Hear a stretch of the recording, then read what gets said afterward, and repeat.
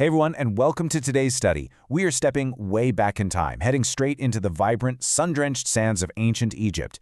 We're going to unpack a story filled with remarkable twists, divine intervention, and honestly, some truly fascinating future prophecies. Today, we are bringing you a full summary of an incredibly deep, verse-by-verse Bible study originally hosted by Robert Breaker on his YouTube channel.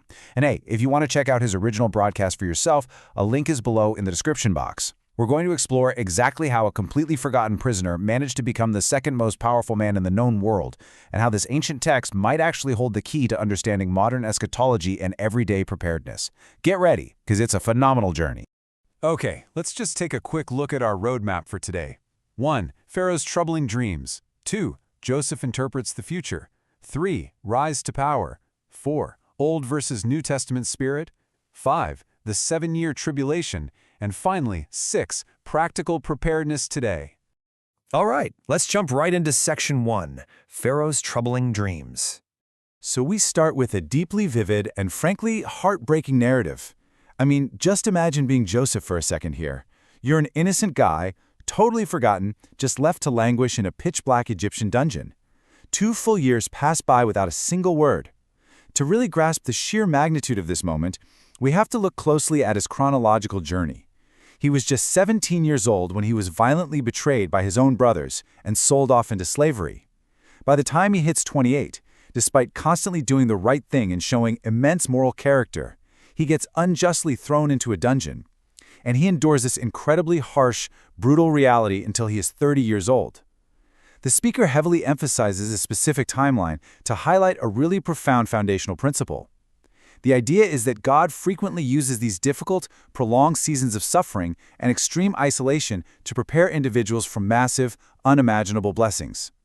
Joseph's patience and his steadfast faith during those 13 long, agonizing years of adversity, that was literally the ultimate training ground for his impending, world-shifting leadership.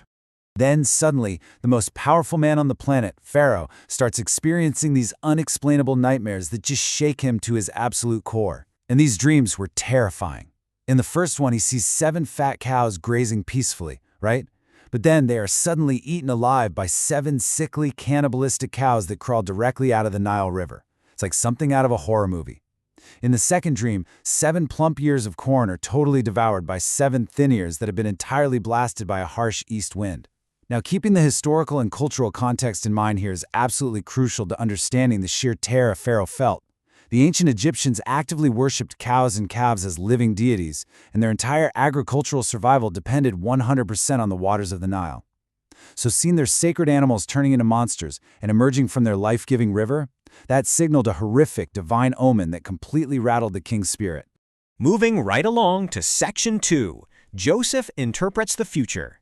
Pharaoh is absolutely desperate for answers, but his entire royal court of magicians and supposedly brilliant wise men, they are completely baffled. They have zero idea what these ominous dreams actually mean. It's only then that the chief butler finally remembers that Hebrew servant he met back in the dungeon. So, hastily, Joseph is yanked out of his dark cell, given a quick shave, thrown into some clean clothes, and rushed straight into the dazzling, intimidating palace of the king. When Pharaoh asks for his help, pay close attention to exactly how Joseph responds. He doesn't eagerly take the credit to try and secure his own freedom.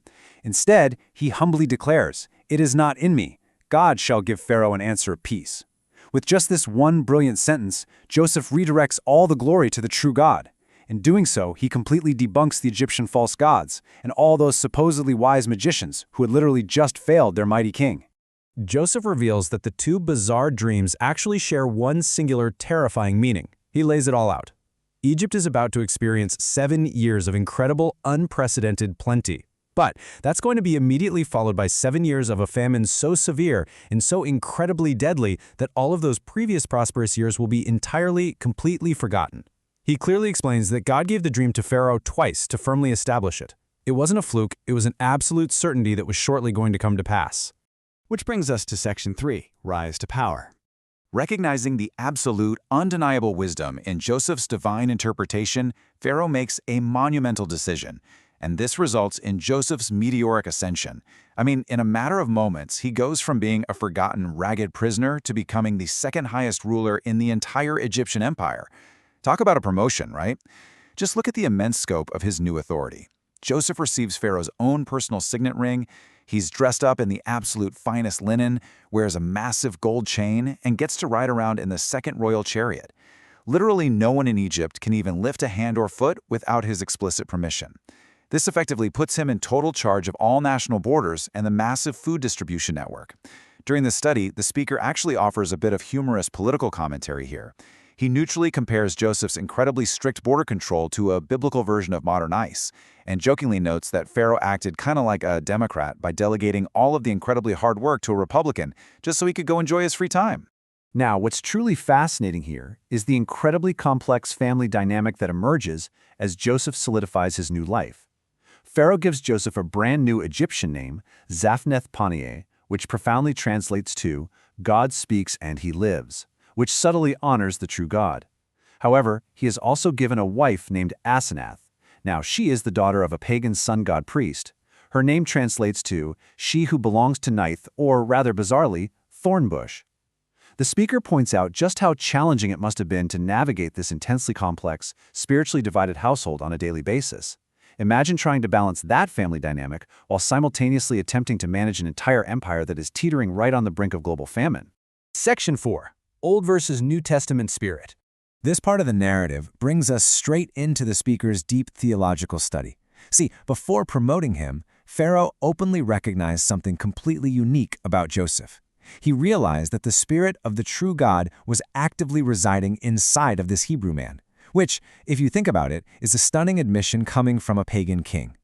And this brilliantly illustrates the strict doctrinal differences the speaker outlines regarding exactly how the Holy Spirit operated across different biblical dispensations. In the Old Testament, the Spirit of God could dynamically come and go from a person. The speaker neutrally provides the example of King Saul, who wonderfully received the Spirit to prophesy, but later tragically lost the Spirit, which allowed an evil spirit to heavily trouble him. Conversely, the New Testament Spirit operates entirely differently.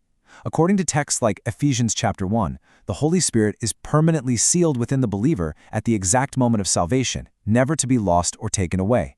It's a fascinating look at the differing mechanics of faith across biblical eras.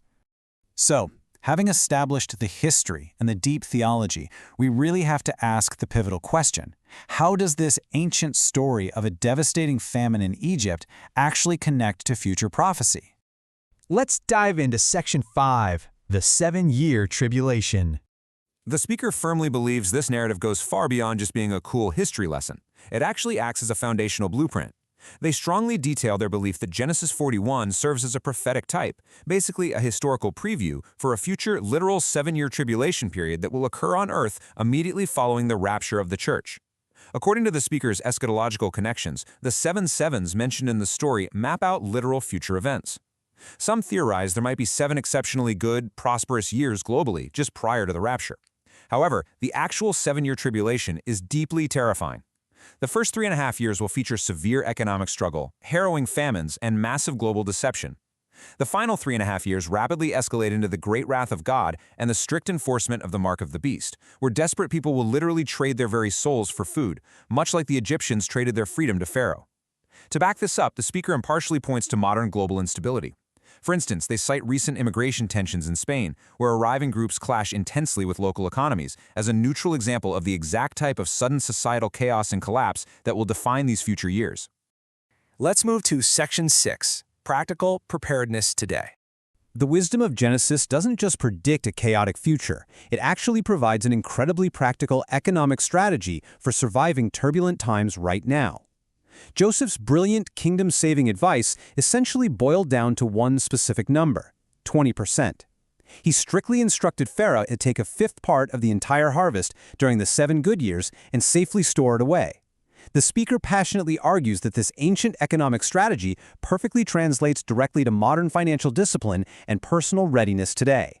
So the study systematically breaks this down into a highly actionable modern prepping strategy. First up, aggressively discipline yourself to save exactly 20% of your paycheck. No excuses. Second, protect your hard-earned purchasing power by investing safely in physical precious metals, like gold and silver. Third, you absolutely must store away 3 to 6 months of long-lasting food in your own home. The goal here is to guard against a sudden rapid economic collapse that could realistically empty local grocery store shelves within a matter of days. And finally, for believers who are expecting the rapture, the speaker strongly advises leaving these crucial physical resources, along with plenty of Bibles, strategically placed for those who will sadly be left behind to face the impending global chaos. To really hammer home this intense financial discipline, the speaker shares an incredibly fascinating personal story from his time living down in Honduras. He recalls how he regularly utilized his spare time to drive 3 entire hours down to Tegucigalpa just to visit the Federal Reserve Bank. Why? Well, because the global price of precious metals had quickly surged way past the bank's rigidly fixed local rates. He realized he could buy gold and silver coins at 20 to 30% completely under spot value. It was an incredible loophole. When the bank naturally restricted purchases to 1 per person, he didn't give up. He resourcefully brought his wife, his brother-in-law, and local friends to all stand in line with him. Through this, he successfully built a substantial nest egg that later completely funded his family's return to America. And he intimately applies this highly resourceful mindset to everyday life right now. He eagerly recounted a recent trip to a simple, everyday estate sale. By keenly negotiating, he purchased a dusty old tackle box for just $15, and they even threw in a free axe. Upon taking it home and cracking it open, he found it packed with absolute treasures. We're talking a rust-proof titanium fillet knife worth $25 all on its own, plus a highly valuable martini knife, instantly tripling his small investment. It's a wonderful reminder that practical preparedness isn't just about blind fear. It's about being consistently wise, hyper-vigilant, and exceptionally resourceful in absolutely every single economy. As we wrap up this comprehensive study, we are left with a really powerful, lingering realization. Whether it's traversing the sands of ancient Egypt or navigating our volatile modern economy, readiness and deep faith always walk hand in hand. A truly proactive mindset protects not just yourself, but everyone around you.